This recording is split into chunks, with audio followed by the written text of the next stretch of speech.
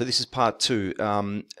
You may have noticed that sometimes a stock has positive news in the sense that it has maybe exceeded revenue expectations, or it has FDA approval, or it's I wouldn't use a merger as a good option, because mergers don't usually move in the same way as other positive news. But the point is, you may think that, wow, this is brilliant. The stock should just go crazy through the roof. This is definitely going long. I'll be buying this. And it turns out that it just goes the opposite way and it drops. So the reason is that either people have already been aware of this and they're basically taking profits, so the news has been built into the stock price already, or the news just isn't that great. So the one thing I've learned is that I don't judge whether the news is good or bad. I mean, yes, I read it and, I contemplate that if I was an investor, would this be positive or negative? But I don't try and predict how the market's going to react, because you can't do that. You need to, basically what I do is this: I allow the stock to show itself how it's going to act after the news breaks, and then I know roughly which way it may move. So for example, let's look at this here, right? So we're looking at NAK here, NAK, which is on the top percent gainers list. It's up 27%, so it's gone up since I spoke 5 minutes ago. This is the point at which the price came out, at which the news came out. So this was at 6:28 p.m. last night, and the price was $1.61. And in that time, so the dark blue area, this kind of grayish area, is post-market, so it's yesterday after close. This kind of bluish greenish haze is pre-market, this morning already. So it's up, from $1.86, up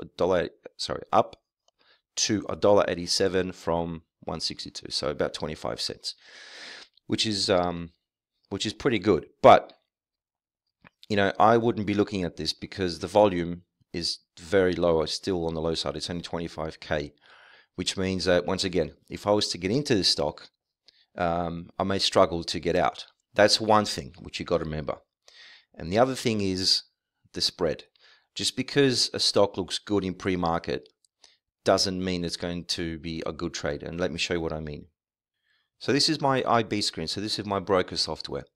And in it you can see that I have my stock selected as NAK. So this is the same one, so the Northern Dynasty Minerals. So what I mean by spread is this. Let's assume you want to buy this stock. This is my level 2. This basically gives you market depth. So this tells you how many buyers and sellers there are in total. Now, because this is a pre-market and there's only 25,000 shares have exchanged hands, you're not going to see a lot of lines populated. But if you were to find a stock, so let's look at JNUG. That's one of the ones that we looked at before that had a bit more volume. You can see that that's got a lot more sellers and a lot more buyers. Actually, we can use this for example. So the point I was going to make is you've got to be careful of the spread, because let's say you want to buy this right now. You want to get into this stock. You think it's a good price. You would need to pay, if you want to get filled right now, immediately get filled, you've got to pay $14.70 to get filled. And there's this, need to multiply by 1,000.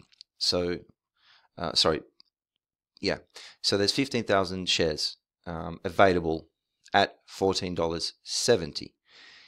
If you would like to sell, so let's say you buy, so you bought them, you've paid $14.70, and let's say you decide that no, you want to get out of this stock. It's not behaving as you wish.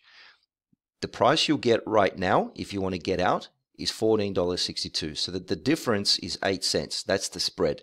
That means that you've lost 8 cents just like that. Straight away, without the stock having moved in any direction, you've lost 8 cents. So the spread is very key in pre-market, because if you don't have a lot of people buying and selling the stock, you're going to have wide spreads. I mean, I've seen spreads of 50 cents, 40 cents. I mean, that is just difficult. That means you'll buy something at, say, $4.50, and if you want to sell it, you know, people are only going to give you $14 for it right now. So you're down 50 cents. That's why in pre-market, I've been stuck in some positions because I've been up, say, a couple $100 or $300, which is my daily profit target. And I'd be more than happy to sell and get out, but I can't get out because either the spread is too big and I'll end up, you know, not making a lot or enough or anything, or worse, the spread is so wide that I'll end up taking a loss. So that's why you need to be careful in pre-market. So I always look at the spread. So this is what was it? Was it 7 cents? Or 6 cents now? So on very liquid stocks, you'll see a penny, which is 1 cent difference, which is fine. I mean, you know, you can handle that, right? If you want to, let's say this was 1 cent. So let's say this is 14.69 and this is 14.68. I mean, you can handle buying at 14.69, and if you have to get out emergency-wise, you can handle a 1 cent loss. I mean, that's feasible. That's something that you can take. But you know, let's see what the spread is on this. So this is so it's 9 cents on this, right?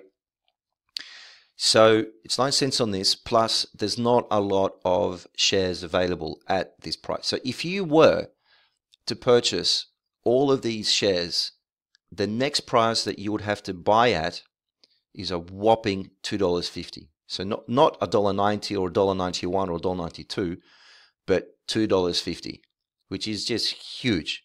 So that's why pre-market, you've got to be really careful, especially on stocks that don't have a lot of volume. I would consider a stock under 100K pre-market not to have a lot of volume. Doesn't mean I won't trade it, but it just means I'll take a pretty small position and be very, very careful.